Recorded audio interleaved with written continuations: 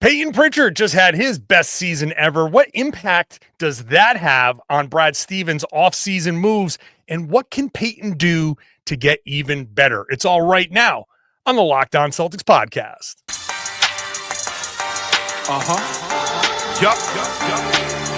Beantown, be ever ready. It's the C's. Who else could it be? What they gon' say now? Screaming like JT, Karalis. We kept the madness every game, every practice. Prime time, dapping D White on the sideline. Raining J's, how it started, raising business, how we finished. Locked On Celtics pod, home of the winners. Hey there, welcome back to the Locked On Celtics podcast, right here on the Locked On Podcast Network. It's your team every day.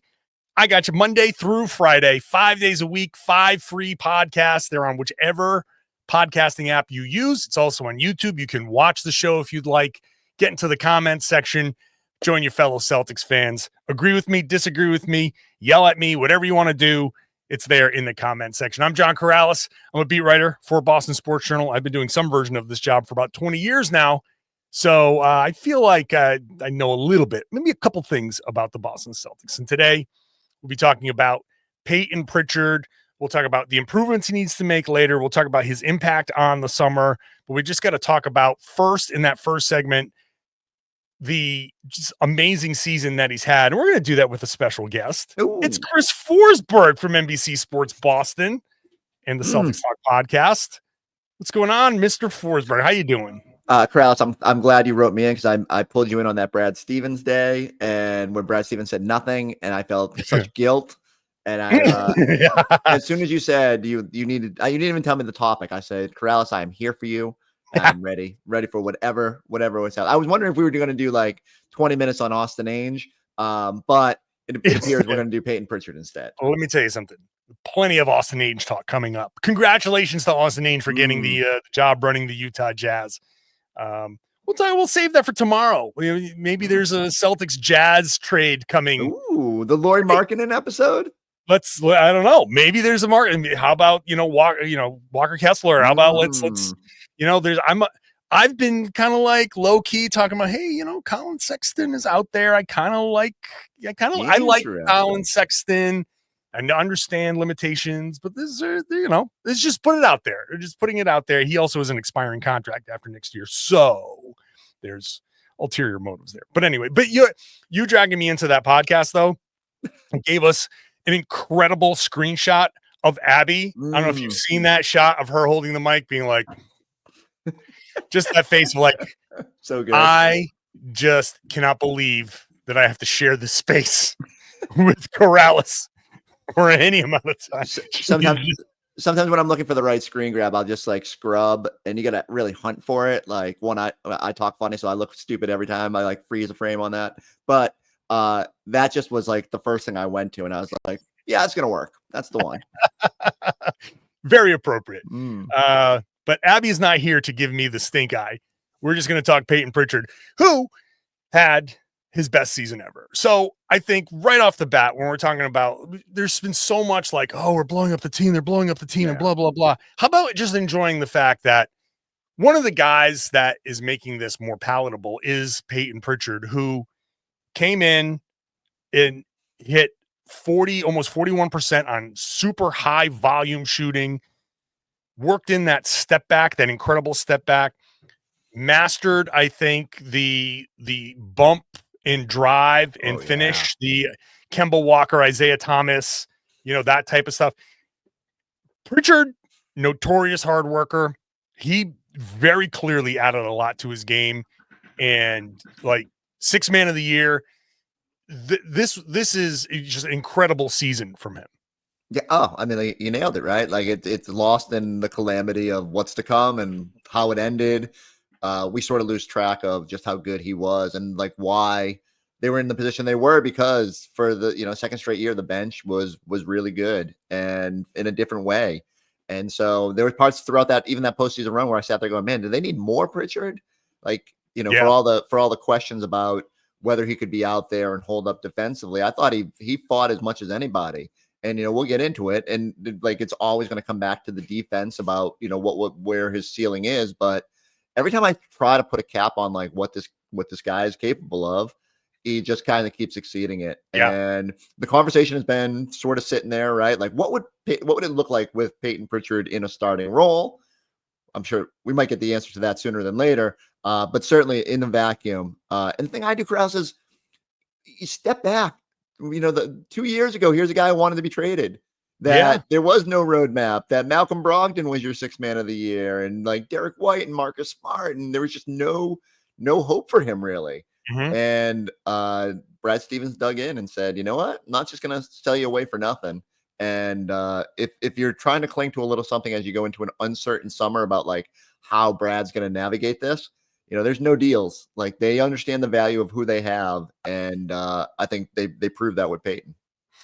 And I think like Payton's the exact kind of guy. Like people are asking, like, do you think maybe he becomes a sweetener in a deal? And I don't think that it depends. I guess anything is on the table at this point. Like for this summer, I can't rule anything out. Like not even like, I'm not going to say they're going to trade Jaylen Brown. I don't think they will, but could they? Yeah, there's a scenario where they could do that.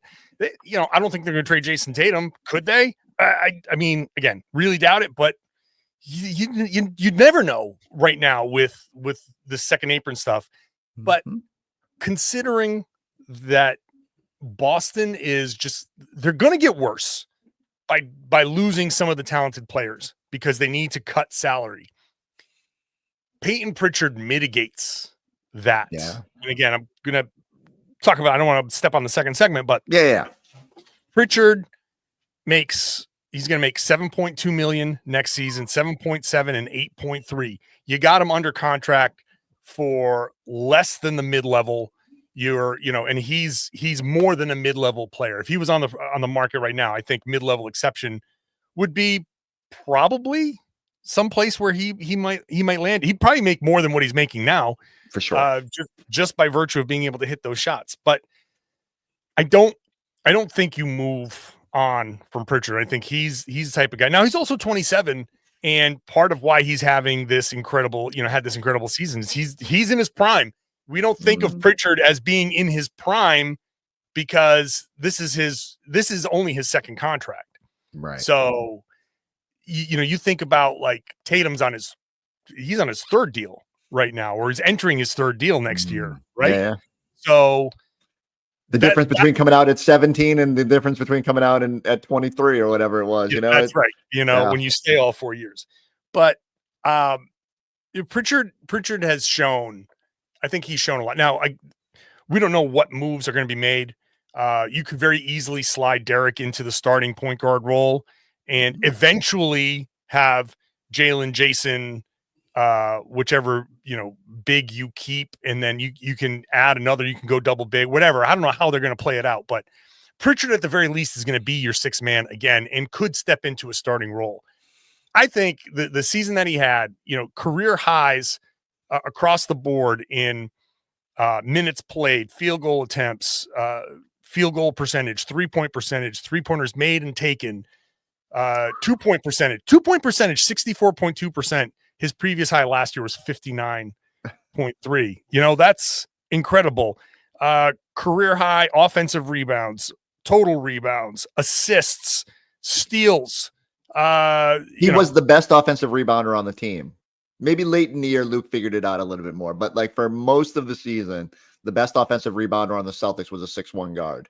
It's incredible. It's incredible. So yeah, man, like you and the work ethic is exactly what you want on it. You got to have a guy like Payton Pritchard in that locker room. What was one of the storylines from this past season? Oh, we do a drill where everybody just guards Payton Pritchard full court. Like, how many teams just have a guy that you can be like, yeah, here's a new drill. Guard this guy full court. Good luck. Go. You're gonna hate it. Yeah, it really is. I go back to it. It's the great reminder for any basketball player out there, whatever level, whatever, you're going to hit roadblocks along the way. And this kid is immune to them. He just will not be allowed to be told what he can and can't do. All he cares about is winning and getting better. The fact that he was in the mix to set a single season record for Celtics 3-pointers in with like the team going out of its way to make sure he doesn't start a game is remarkable. And I not to look ahead, maybe just take a quick peek ahead. Like, imagine what that could be next year when he gets almost, hey, go out there and do your thing. You're going to have to be even better than you were last season, or at least you're going to have more opportunity to do that. But you brought it up. I think my favorite development was, and I got a chance to ask him about it late in the season, is that the little elbow to the stomach. And he sort of says, like, look, they don't call that on little guys. You can put your elbow into somebody, create a little space, and the refs aren't going to call it because they're like, oh, this dude's 6'1", and he's wandering into the trees. And Payton realized that and became one of the best numbers. Like, I'd have to go check the cleaning the glass stats, but I think he was in like the 90th percentile for the second straight year for rim scoring among point guards. And it's just really cool to see the way that you have. I think if you ask people outside the market, what does Payton Pritchard do? They'd say, oh, he's a guy who comes in and bombs threes on the bench. And you're like, no, it's actually, he does so much more. He's usually a low turnover, a guy who can get near the basket and still create and finish around the hoop. He can go to the dunker spot, which, like, if Drew's not here, like, expect a lot of Payton in the dunker spot. Scal's got to talk about something. So it's just going to be like whatever we thought that Payton Pritchard is capable of. He just continually evolves the game. And to bring this conversation full circle, remember that was like Danny Ainge's little parting gift before the transition. I'm sure Austin had his hand in that.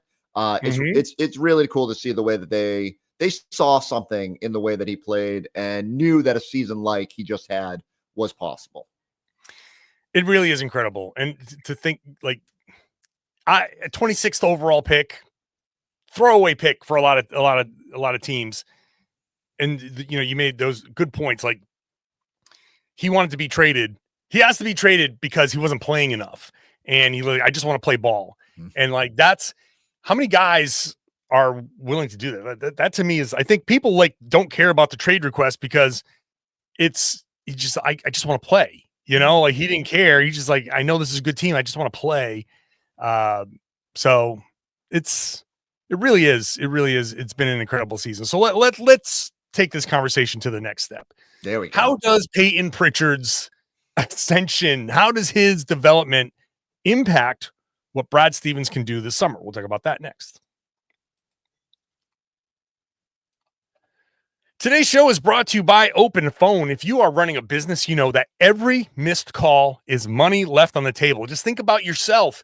When's the last time you've put a call in for maybe a plumber or some kind of service provider when you had an urgent need? If that first person didn't answer, did you wait? No, you move on to the next one. You do not want that to happen to you. That's why you need Open Phone. It's the #1 business phone system built to streamline and scale your customer communications, all from an app on your phone or your computer. Open Phone lets you manage business calls and texts on a single app. There's a shared inbox feature. That's a game changer because your team can jump into any conversation instantly without missing a beat. And their AI agent handles after-hours calls, answers common questions, and captures leads so you never miss a customer. So important. Open Phone is offering you, Locked On Celtics listeners, 20% off your first 6 months at openphone.com/LockedOnNBA. That's OPENPHONE.com/LockedOnNBA. If you have existing numbers with another service, Open Phone will port them over at no extra charge. Open Phone, no missed calls, no missed customers.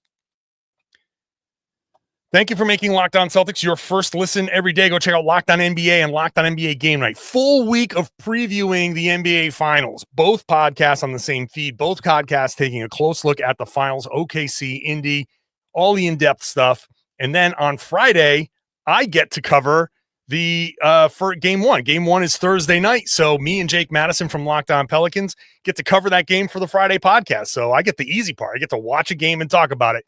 It's all on the Locked On NBA feed, so make sure you're subscribed wherever you get your podcasts. All right, Mr. Forsberg, you got a guy now here in Payton Pritchard that has ascended. He I don't know, maybe he has outgrown his role. Again, we don't know what this summer is going to bring because there isn't like the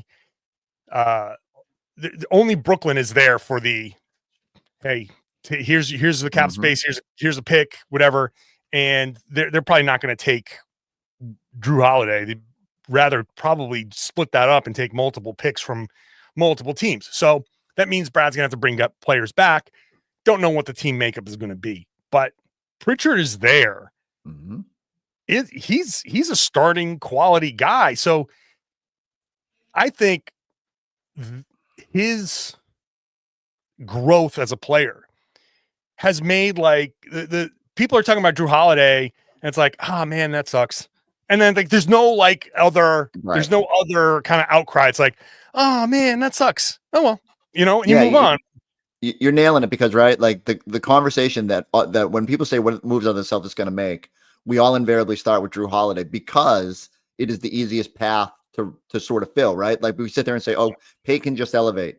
He goes from 6th man of the year to 5th man of the year, and off he goes. And like we understand it's more complex than that, and yet it really does. Like I think if you felt more secure in your big man depth, maybe it'd be easier to just sit there and dream up other positions to trade or whatever. But it does speak to, again, just how good Payton has been, how confident you are that he can elevate to that role, that he's the first guy you sit there and say like, okay, yeah, he's capable of moving up and you'll be okay at the point guard position.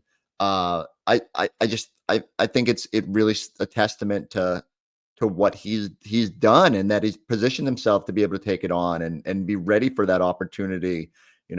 I made a list sort of towards the end of the season. I was like, who are the most likely people to be back? And I was like, Tatum, Payton, Baylor Shireman.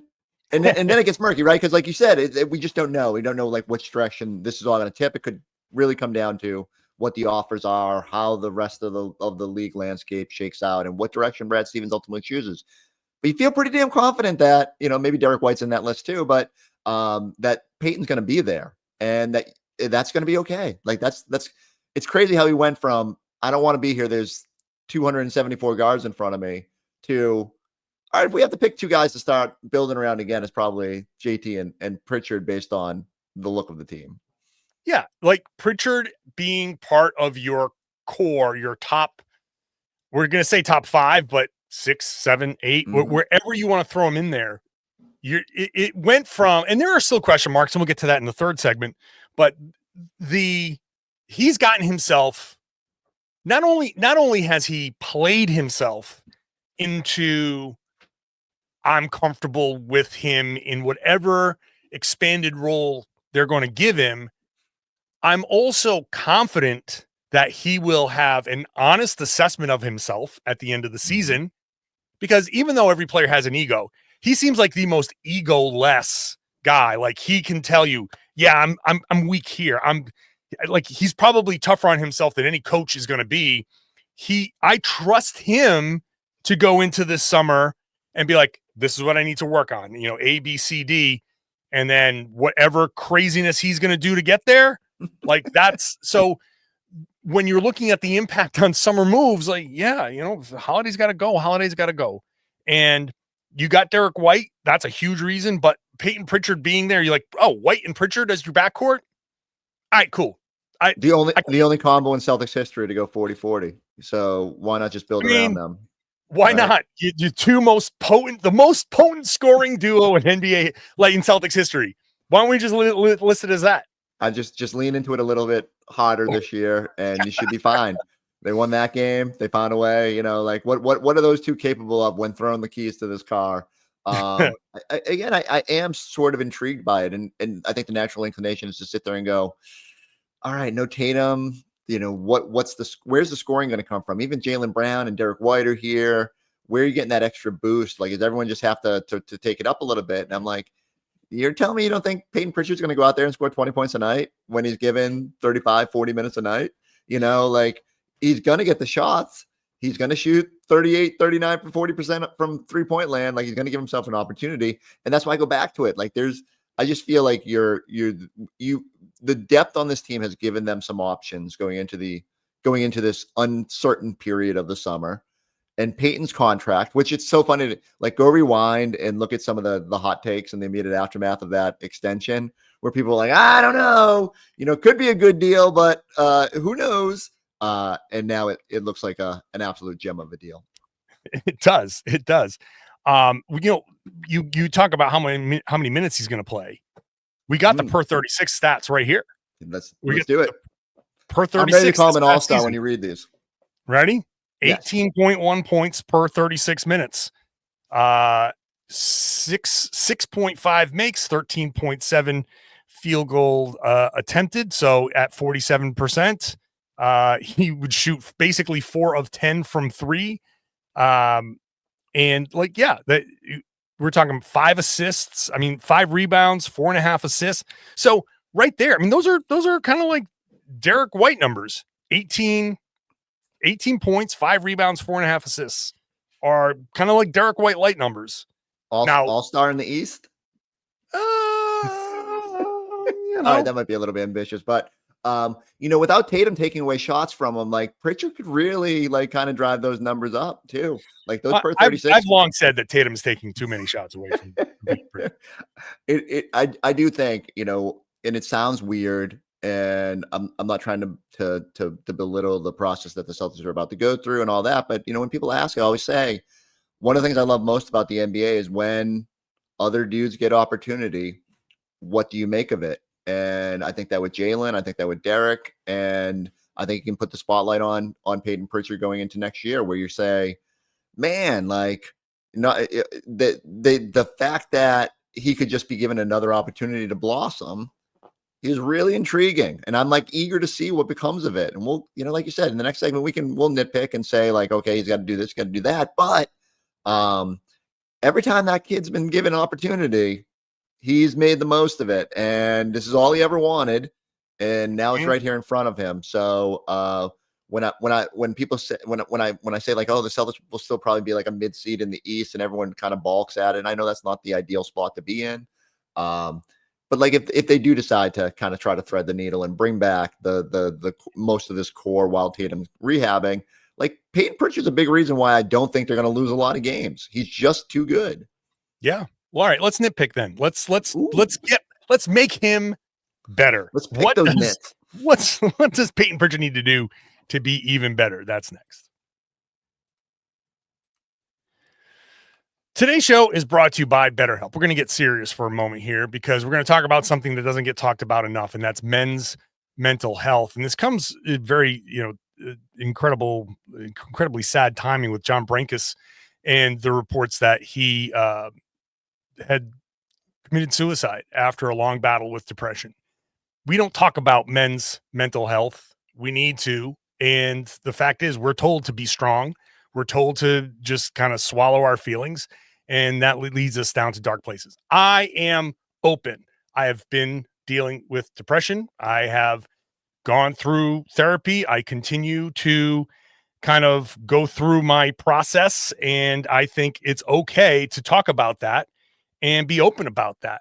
And I think whatever you can do to help yourself is important. BetterHelp is a way to help. It's not just for crisis moments. It's for learning how to do things like set boundaries, healthy coping tools, becoming the best version of yourself, catching some of these things early and understanding that it's normal, natural things that you can do. Finding somebody to talk to is so important.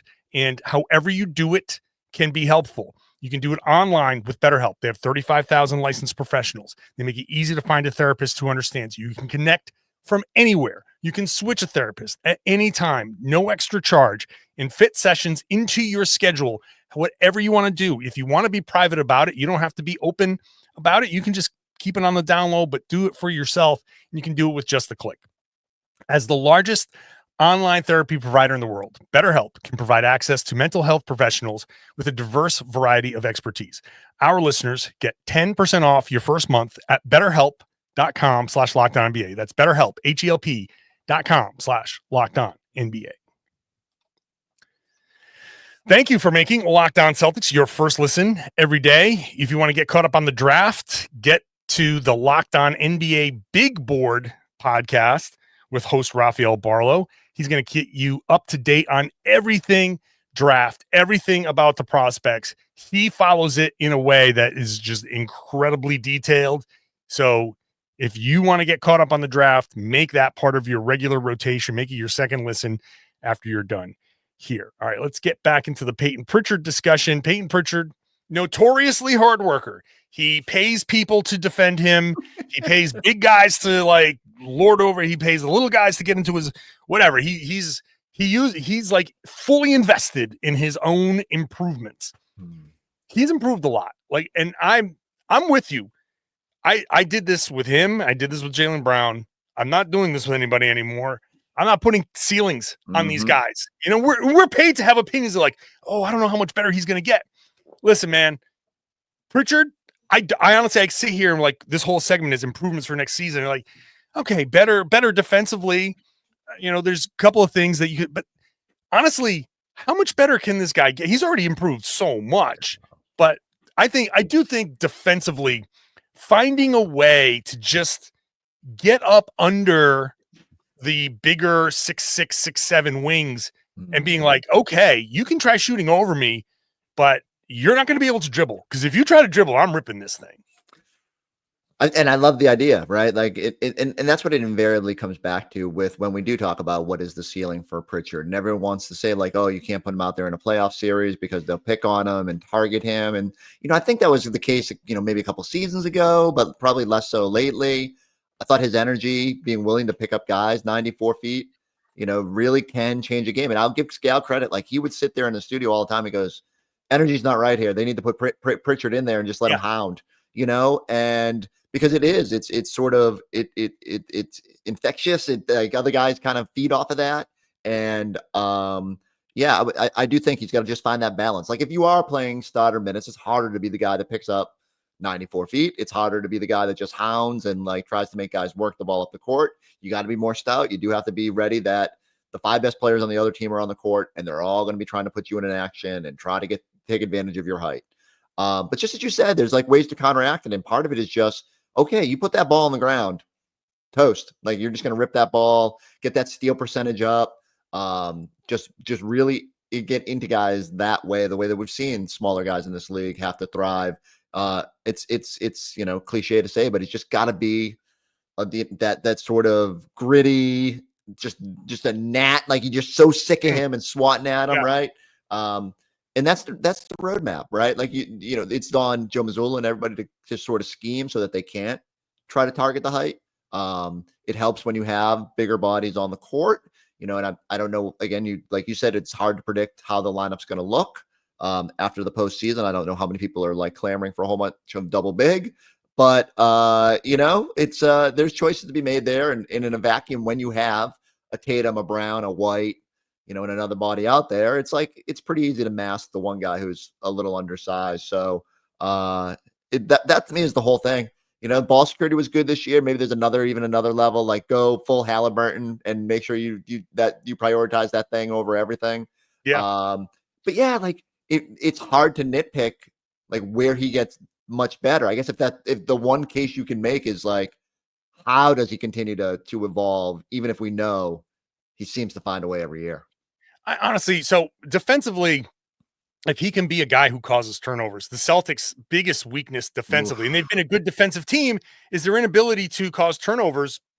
That would take their defense to another level, because defensively all season long they've been like, hey, challenge, good challenges, rebound well, get out into, you know, and run off of those misses selectively, but like just limit the other team's shots, win that margin, and you're good. But when they got lazy or tired and or went up against great offensive rebounders, that strategy becomes problematic.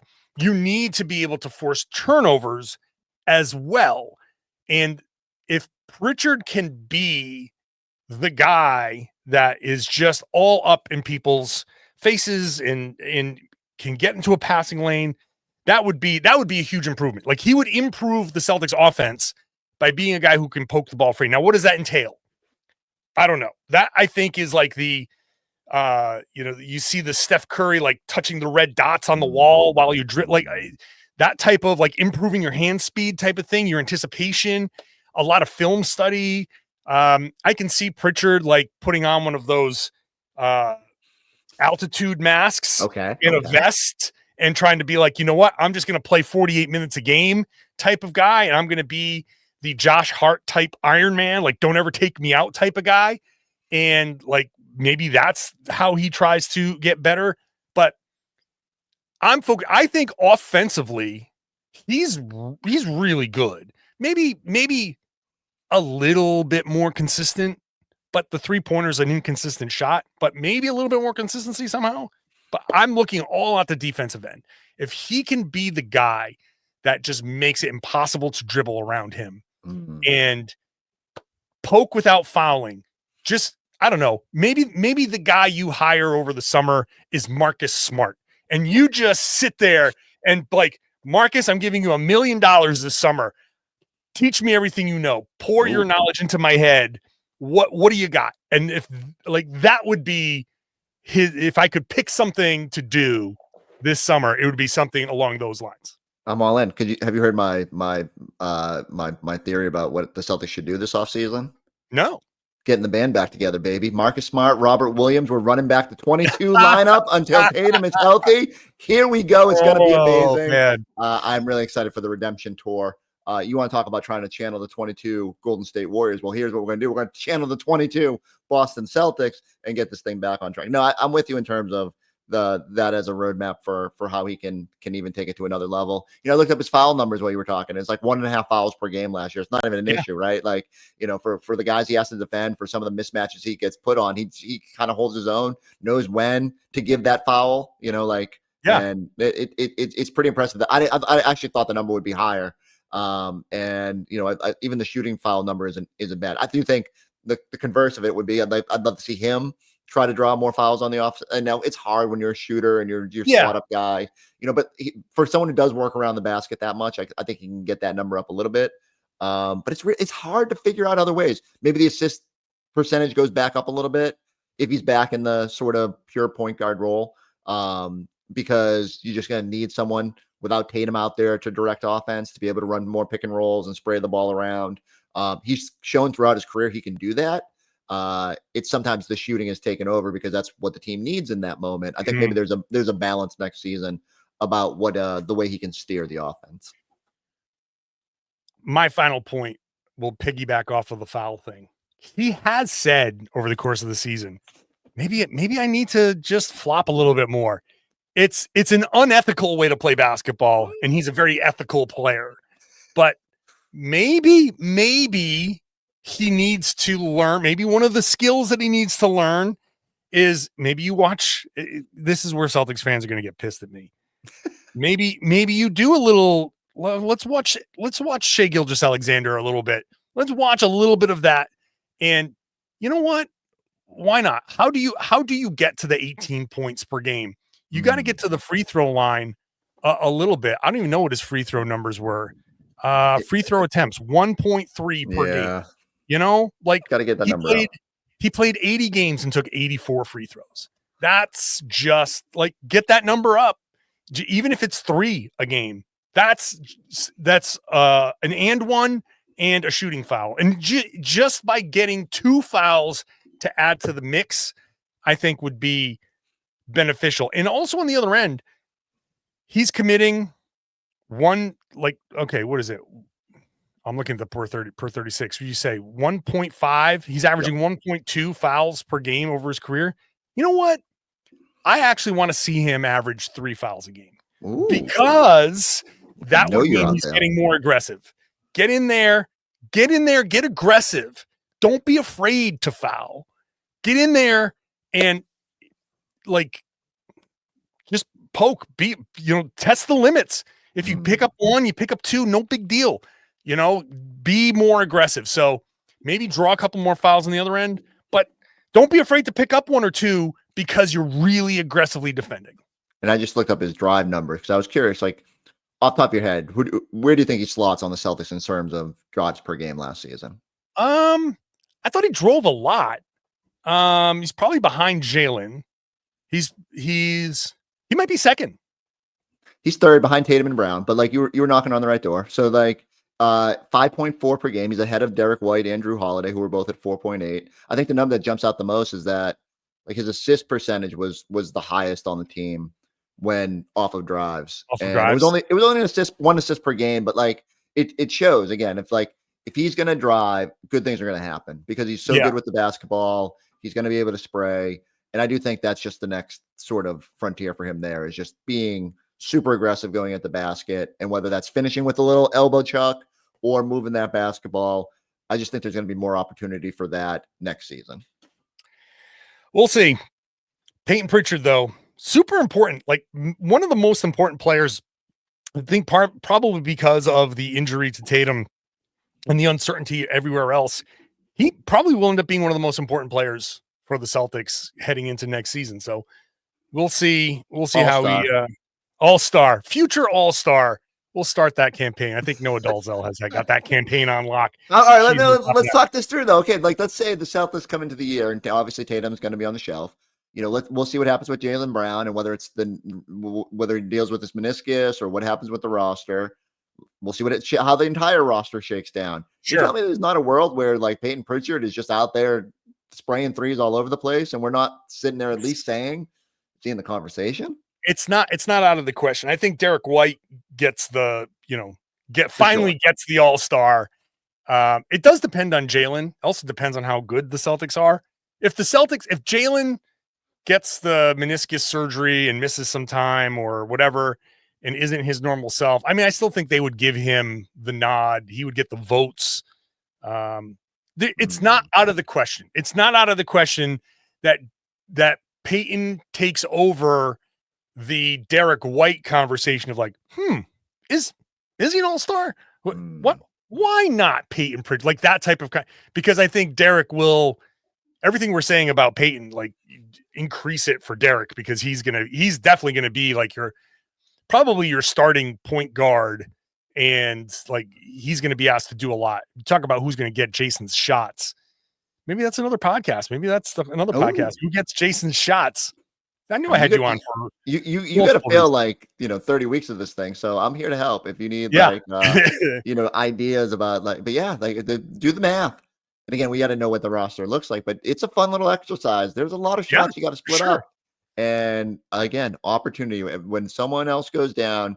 The Boston Celtics, more than anybody, we ran this step-up animation 562 times on our programming this year because every night someone was going to step up. And a lot of the time, it was like invariably going to be Pritchard. Well, I don't know if he'll be in the step-up conversation anymore because he just has to be ready every single night regardless of how the roster looks. Perpetual step-up. But it's a perpetual P will be in the step-up. Chris Forsberg, NBC Sports Boston, Celtics Talk Podcast. Appreciate you, man. Thank you for having me. I appreciate you, Karalis. Let's do it again. When they trade for Rob, remember with the traded player, disabled player question. You're the first. Thank you, Chris Forsberg. Thank you for being an everydayer, being with me Monday through Friday, 5 podcasts a week, still through June, still through July. Get to slow down a little bit in August and all of that stuff, but still through June, still through July, 5 days a week. So make sure you're subscribed. You can watch the show on YouTube, get into the comment section, share your thoughts there. And I would love it if you also shared the podcast. Tell everybody they should be listening to and watching the Locked On Celtics podcast here on the Locked On Podcast Network. It's your team every day.